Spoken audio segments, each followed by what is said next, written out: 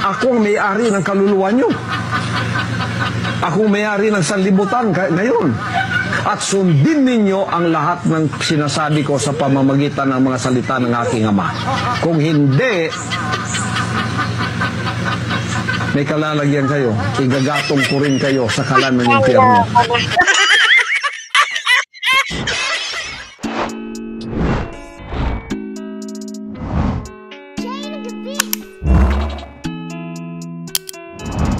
Awitin ng katotohanan, katigil-tigil at pinagpipilitan ang kanyang pulburo video. Ayan ka ba? No way. No way nga po yung sagot lagi. Sabi ko, may problema. Oo.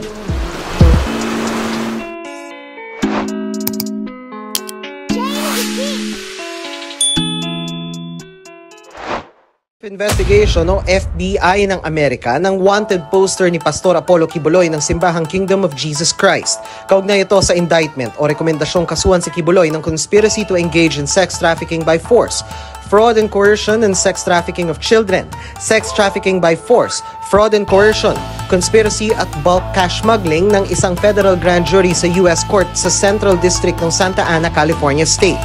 Ayon sa FBI, may inilabas na federal warrant para kay Quiboloy noong November 10.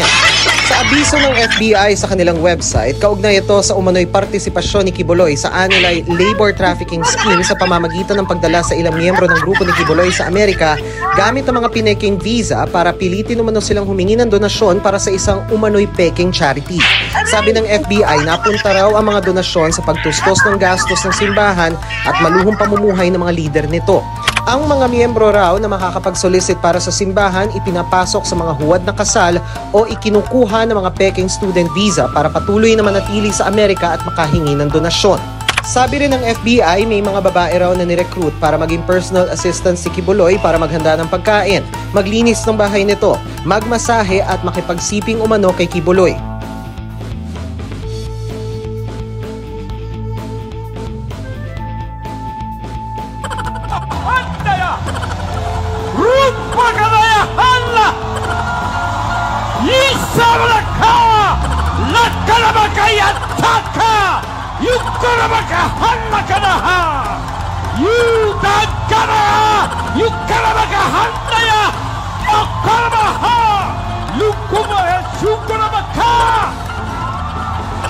Yes, Lord! Hallelujah!